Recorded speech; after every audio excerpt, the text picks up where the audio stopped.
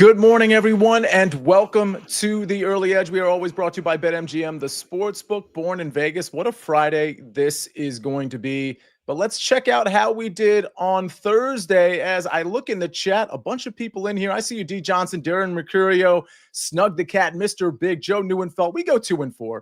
I hit my golf picks, but everything else falls by the wayside. This is not a recap stream that we love. And by the way, I should mention, if you watch the early wedge, we hit actually another matchup. I went 3-0 yesterday, but for purposes of this show, 2-4. SportsLine picks don't come through. Man, Florida Panthers money line. That was looking really good at 3-0 in the second period, but it doesn't come through. But I'll tell you what, on this Friday, we're going to come through because not only do we have the regular BPE cast here, but we've got an extra special guest for you on BPE Friday.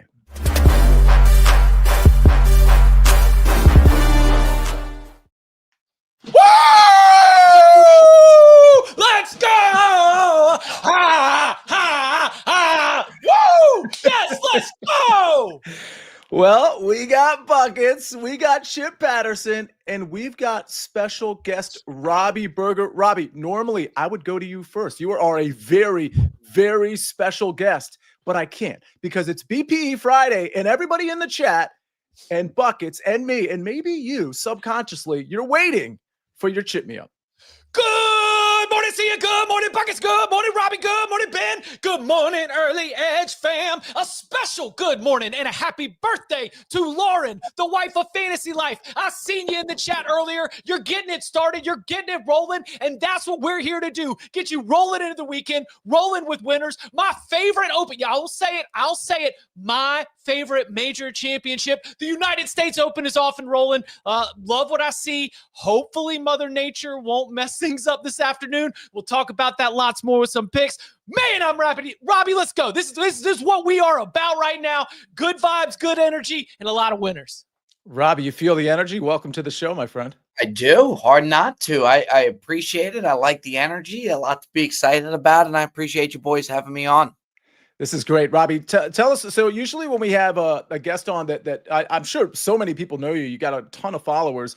But we got to get a couple to get to know you questions out there before we get to your picks. You got a U.S. Open pick and an NBA pick, which I absolutely love, which I think Ben absolutely loves as well. Give me like a random question, favorite movie or favorite sitcom. What comes to mind? I would go with, give me Wedding Crashers. Nice. Probably. I'll go with Wedding Crashers. Good Will Hunting's in the mix too, but Friday, funny vibes. Give me Wedding Crashers. Okay, Robby, last question. Second question and last question. Band or musical artist that you like, but you're embarrassed to kind of like say you like them? Man, that's really good. That's could really be a boy band. We could go with the Bieber direction, Jonas Brothers. Who knows? Yeah, hard not to get down with Taylor Swift. Yeah, I'm all about it. I got no issue with T Swift at all. I think she's got bangers. I mean, that's like saying that you like Madonna in 1989, Yeah, I guess it's not crazy. Yeah, I guess that's not crazy. That's okay. I don't think I'll take too much heat for that. Yeah. Buckets, are you a Swiftie? No. But I don't want people to get mad at me for that. It's just not my cup of tea. Fans, I've got nothing against her. She's an amazing human being. It's just not my favorite music. Got to be careful with that. They'll come for you. Yeah, they'll come for you. Well, I'll tell you this. Music videos are really underrated. I just think in general, there's still music videos being pumped out here, and they're very underrated. And Taylor Swift's music videos are really great. So among other musical artists. So go old school. Go back to the old school MTV days. Catch some of these newer MTV music videos. Yeah, they were at the game yesterday. They were at the Panthers game yesterday. Really interesting stuff. All right, let's finally get to some, I'm sure we have some questions in Jonas Brothers from Shaggy Bets. Let's get to some picks. Robby, we're going to start off with you, actually. Let's go to, it's up to you. You can go to NBA first, or you can go to a live outright play that you have. Whatever. It's your corner. I'm going to go golf. I know we're in the middle of the tournament right now. Long shot. I can't even tell you what it is now with them already off and running. Daniel Berger to win the U.S. Open. big long shot. He's been playing really, really good. He's just got to putt well. His iron game is amazing. He's really good off the tee. I think he's already charging too. So give me Daniel Berger to win the U.S. Open. You can probably get great odds on it. All right. So we got Daniel Berger, who's already, I think, 2 under in his round, although that could have changed in the last 5 minutes. I'm not 100% sure. And now we go to the NBA, Robbie. Talk to me about the Thunder bouncing back and tying this thing up and maybe covering the spread. Yeah, I'm going with the Thunder. Thunder, given the 6 points, they need a big comeback. And I think you get it today. I think they come out firing. They did it for game 2 when they had to respond. I think they'll do it again. Thunder by 1 million. All right. Ben, you have some comments on this one as well. We were talking pre-show, and it seemed to me like you liked this Thunder pick laying the 6 points. Yeah, love it. I couldn't have said it better than Robbie did. I think this is like the bounce back game of the year for the Thunder. They had 19 turnovers in game 3. They looked out of sorts. They gave up 21 points off those turnovers. I think we see a settled down team now that their second game on the road. They got used to the crowd.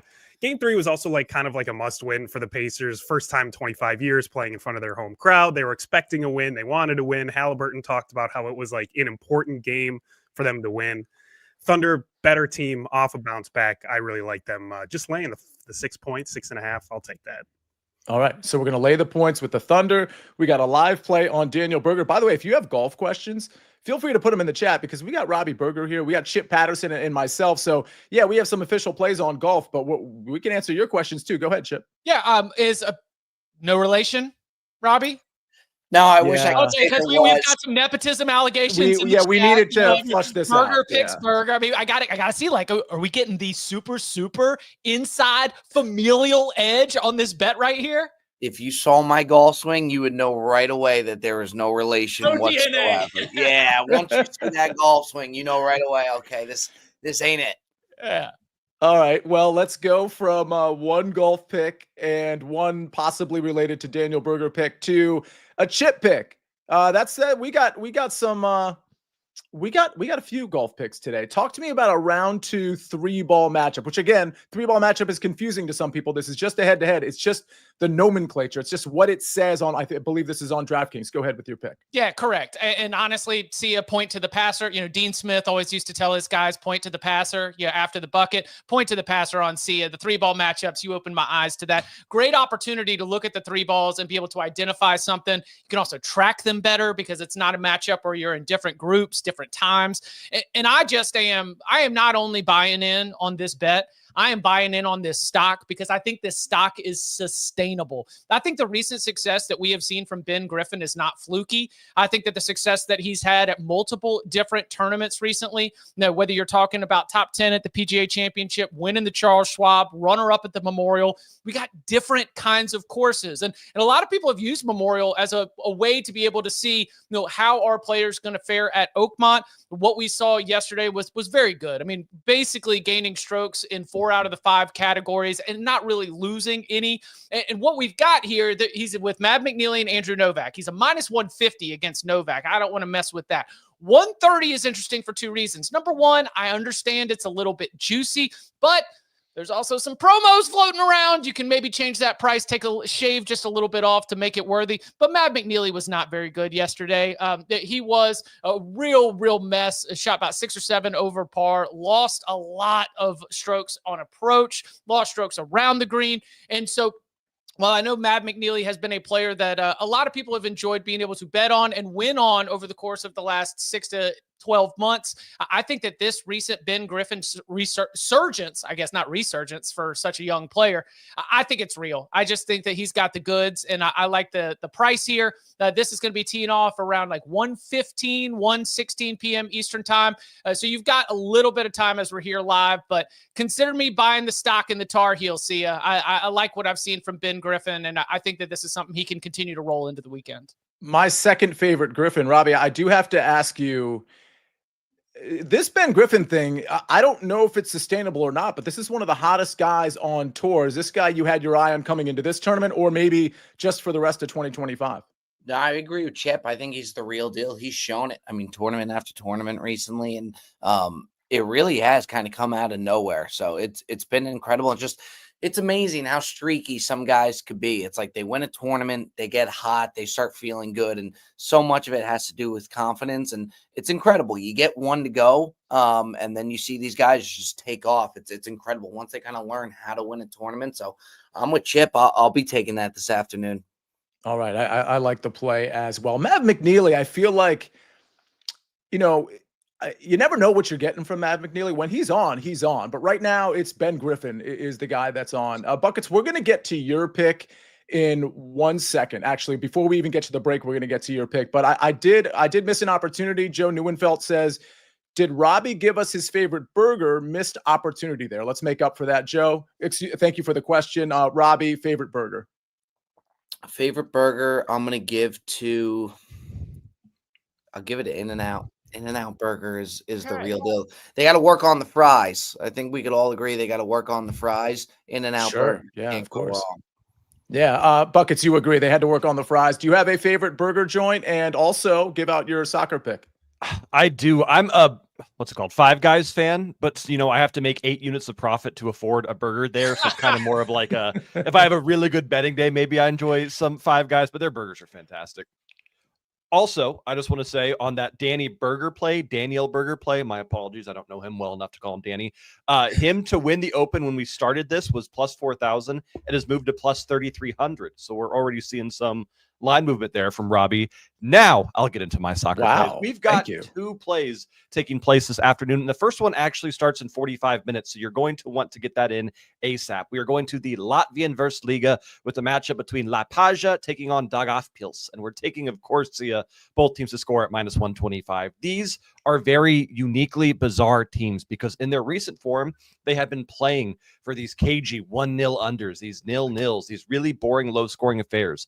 But when they play each other, for whatever reason it is, they just stop trying altogether defensively. These are teams that'll have a 1-0, 1-0, 1-0. They play each other 4-2, 3-3, just crazy score lines. They just do not care when they play each other. In their last 2 matches, we've seen them play against each other head-to-head over the last 6 months. We have seen a total of 12 goals in those 2 matches. So the fact that we can still get BTTS at minus 125 is a gift of a line. Again, starting in 45 minutes, so get that in.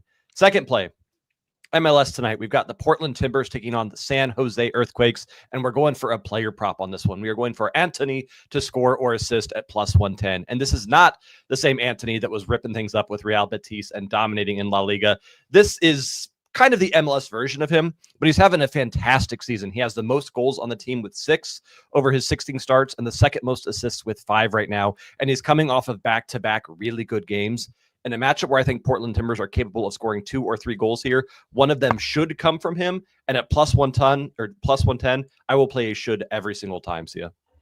So people are wondering how I'm going to pronounce this first soccer matchup, both teams to score. Can you give that one more run? Oh, no, this is all you, man. I believe in you. I mean, I totally wasn't listening. So this is going to be funny. Wait for the recap screen, folks, because Dua Lipaja and Daugavpils. I'm sure that's correct. By the way, I should mention the reason Ben Griffin's my second favorite Griffin is because Brian Griffin is my favorite. Many were probably thinking of Lanta, who I also like, but he's my third favorite Griffin. So if you have a top 5 Griffins, put it in the chat. I got to tell you about a golf odds boost token. We got more golf picks coming on this show. BetMGM account holders will receive a golf odds boost token to use on US Open bets. To use the odds boost, make a golf bet today and activate the token. If the bet wins, you get extra winnings. We transition from golf to basketball. We got NBA Finals picks courtesy of SportsLine, and we're going with Jalen Williams under 33.5 points, rebounds, and assists at minus 125. That one courtesy of Prop Stars. And then Zach Simony's got Andrew Nemhard over 10.5 points at minus 105. Don't forget, Zach Simony gave you Lou Dort over 7.5 points, and he hit that in about 5 minutes. So hopefully this one is not as easy, but at least close to as easy. Andrew Nemhard over 10.5 points again at minus 105. We're going to get to the home run model plays. We're going to get to my US Open pick. We're going to do it all right after this message from our partners.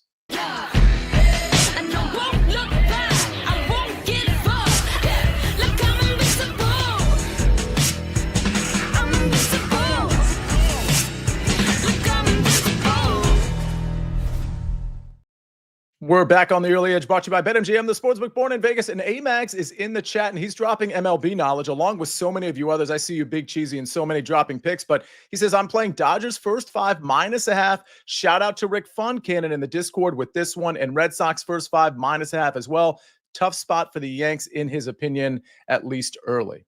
Yankees, I had a live bet on them in the 8th inning. They ended up winning 1-0 yesterday, thanks to some incredible defense by the Yankees and not so incredible defense by the Kansas City Royals in the top of the 8th and bottom of the 8th there. Good stuff there. Aaron Taylor, Tailored Winning says 3.0 units Yankees team. Can we That's spell got to this be out? a team total, right? Yeah, over 3.5 team runs. Like, I don't even know what that That's is. a low number. Yeah, I think it's team runs. Okay. Isn't team total the way to write that? Anyway, -115. Judge sentences Sox to death tonight. Okay.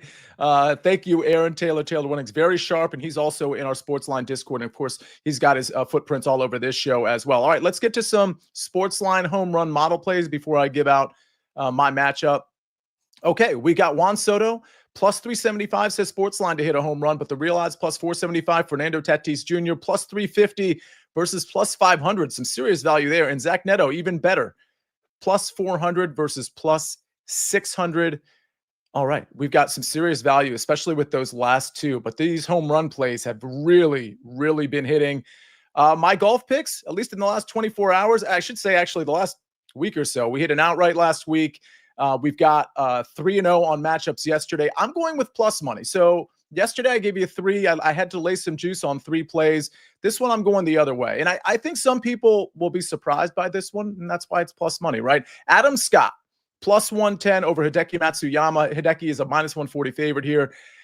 I really like what Adam Scott's doing off the tee. He was a sneaky DFS play for me this week at a really low, reasonable price. And I like the idea of Adam Scott sort of stepping up in some of these bigger tournaments where maybe he cares just a little bit more. Nonetheless, when you look at the metrics, Hideki's been pretty good, particularly on approach. He's kind of up and down off the tee and with the ball striking. His short game is always pretty good. Adam Scott, his short game has been up and down. But again, what I really like is what he's doing off the tee. When I like what I saw yesterday, reflected the off the tee stuff, because not only is he getting some distance, but he's hitting fairways. And out here at Oakmont, just hitting fairways is so important. Yes, distance is important too, but hitting fairways is so critical, so you just don't get into that thick stuff. And Adam Scott was able to do that yesterday, and I think he's going to be able to do it today. I'm not saying he shouldn't be plus 110 against Hideki Matsuyama. Like, I understand why Hideki's a big favorite here, but I think people are kind of sleeping on Adam Scott this time around. So I'm going to go ahead and take the plus 110. Robby, any thoughts? I mean, this is kind of these are not obscure names, but kind of an obscure matchup to target here. But again, I came in kind of thinking Adam Scott might upset some people this week. Yeah, I don't mind that at all. I think Matsuyama's been struggling a little bit. Adam Scott, one of the sweetest swings in all of golf. So sounds like you got the hot hand right now. So I'll roll with that. Fair enough. All right. Chip, any thoughts on either of these two guys or anything else going on in golf right now? Yeah, Hideki was on the DNB do not bet list. That doesn't mean you won't play well, but it was just things are volatile, and especially with a player, a flusher like Hideki Matsuyama, when things start to get a little bit rickety at your fastball, it's like you lose a little bit off your fastball. It's going to take a little bit to regain form. So I love that. I didn't get my eyes on Scott a lot on Thursday. I was doing a lot of the.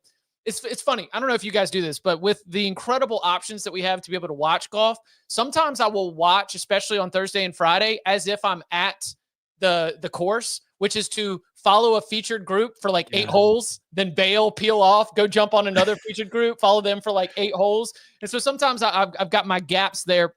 I know that he had an absolute geometry fest with all the circles and squares, but I mean, the Adam Scott, you're talking about a world-class golfer right there. And this isn't a tournament where you're going to have to chase 18 under to win this thing. So do I trust a world-class golfer like Adam Scott to be able to, keep things rolling? Absolutely. Can I just say, I want to point something out. And by the way, Buckets, I don't know if you have a home run prop, but if you do, I'm going to give you 30 seconds because I want to tout what's going on right now. So Daniel Berger is inside the top 10. He's T9 through 7. He's 2 under. I'm trying to find where John Rahm is, but remember what I said on the early wedge. Where is John Rahm? Has he fallen off? He's about to hit 9. He's got 2 bogeys in his first 8. Oh, he's plus 3. Yeah, I Okay. think he might have just doubled, or he just had a rough hole that just brought him back a bit. Because I was going to say, I thought Rahm was near the top, but we had Sam Burns. So I had 5 outrights, and the whole early wedge team was basically on John Rahm. Let's see if he bounces back. But Sam Burns was my play in the without the big 4 market. Woo! Under on his day, and he's T3. So again, that big 4 it's without Scotty, Rahm, Rory, and Bryson, and that was 35-1. So I was kind of hoping Rahm was up there too, but as I checked, obviously he's fallen. But Sam Burns is looking really, really good if you got on that play. Robby, if it's not Daniel Berger, who wins this thing? I could see Hovland. When Hovland gets He's hot, hot. I mean, he's way up there right now, but when he gets going, he's just lights out. He's so hit or miss. But yeah, I'm curious, like Chip said, about what that final number is going to be. Like, it's not going to be a 15 under. It's not going to be anything like that. But I'm curious to see what the final number is. Is it 5 under? Is it lower than that? So it's going to be fascinating with just how hard it's playing. But yeah, I could see Hovland going off. Chip, Hovland is hot right now, and he's an interesting play. I could see him closing it out too. Give me a winner. Like if you had to pick right now and you weren't even looking at odds, like who do you think's actually going to win the tournament, Chip? Somebody who I spent my morning watching. I was a little bit, fast turnaround for the late to early. And so anybody with any kind of health issues, you're always wanting to check in to see whether not having a lot of downtime to rehab, go through your physio. Brooks Koepka, I was looking to see, like, he's always got something, right? Whether it's a knee, whether it's something along the way. I tell you what, like, I know he's got a couple bogeys too. I could see Brooksy winning this thing. And we've seen him in major championships, and the live jokes are there if he's in it after 54 and not able to close it out for 72. But I just think that, did you see any of his quotes yesterday? He was sassy in the post-round press conferences, got a little bit of an edge to him. Give me a little bite, give me a little nibble on Brooks Koepka to be able to be a factor here. Can I give a take on Brooks Koepka, Robby? I want your answer to this. Don't you think Brooks Koepka kind of needs the PGA Tour? He needs to thrive on like all the media attention that the PGA Tour is going to give him, so he can be sassy and kind of be that Brooks Koepka guy. Like, I feel like he needs that. I feel like he needs the PGA Tour more than Bryson, because Bryson's already insulated himself with his own sort of media empire. He doesn't need that as much as Brooks Koepka needs it, because he's already kind of doing all of these things where he's getting all the attention he wants. I feel like if Brooks was back on the PGA Tour, he'd have that mental edge that we know he actually has. Yeah, he's a gamer. He's a competitor. And another guy, too, that I think of kind of the same way is Rahm. Like, Rahm just loves to compete. So yeah, I don't know if they would say it or not, but I would think that they miss that edge. And when Koepka gets, the 4 tournaments a year like this now, he thrives in it and he looks forward to it. But yeah, it looks like he's kind of got that edge back. He was a little chippy in the post-game conference, and that's what he does. Yeah, I do think, just to be clear, Farzad says it too, I do think Brooks is going to fade. I don't think he's going to win this tournament, but because I just don't think he can put 4 good rounds together right now. But I honestly hope he doesn't fade. I hope he's in contention. I think that would be really exciting. Buckets, I couldn't help but notice that you were rolling some dice earlier. So that must mean you have a home run prop for us. I've actually got a U.S. Open tournament winner for you. The dice rolled a 9, which would equate to Si Woo Kim to win at plus 2,000. If that helps anyone there, just letting you know. I also have an NBA prop as well. I'm going to keep betting Alex Caruso over 1.5 threes until it misses, because right now I'm 1-0 on that, and I just want to see how far I can take it. Can I just say one thing I was looking at? I'm not endorsing this, but I kind of am now that Buckets rolled to Si Woo Kim to win this whole thing. First of all, I have him as top Korean at plus 225, and Sungjae's having a bad day so far, so that one's looking pretty good. But the other thing is, I was looking at the end of round 2 leader stuff, and he was, I'm not looking right now, he was 9 or 10-1. He's going out in the afternoon. The course is going to firm up, but depending on what's going on before he tees off, I think he's at least a look. I don't love it, depending on how the course firms up, but think about Si Woo Kim, just because Bucket said his name at 9 or 10-1. Well, and to back that up, JJ Spawn, Tristan Lawrence, I don't trust either of them to take this thing deep, No, they're going to fall. They're going to fall. I like, Lawrence is definitely going to fall. JJ Spawn, I believe in him to some degree, but I still think steady, but he's not going to push this thing to 7. No chance. Before we get out of here, should we rank our Griffins before we get to the recap screen? Just real, does anybody have a tick? Because Ben Griffin's my favorite Griffin, and and then of course it's not Ben Griffin, Brian Griffin, and then Ben Griffin. And then I would probably go to Stewie. Does anybody hand up? Does anybody want to rank Griffins, maybe top 3, top 5, or should we just move on? Archie Griffin, the only 2-time Heisman Trophy winner. Oh, that's a good one. I'll throw Blake in there. Blake Griffin. Oh, Blake is such a good one. Okay, actually, I changed my order. It's Brian Griffin, Blake Griffin, Stewie Griffin, Ben Griffin, Peter Griffin. I like Peter, but he's just not as good as the other 4. Blake Griffin, All-American, All NBA, and phenomenal comedic talent of stage and screen. Yes. Random comment story. I can't believe I'm saying this out loud because it sounds so weird. I have Blake Griffin's socks from the Clippers. They were given to me. I didn't ask for them. They were given to me. Did you get them in Los Angeles? No, I got them in Miami, but from somebody who worked with the Clippers. They're like, here's Blake Griffin's socks. You wear them? Are they framed?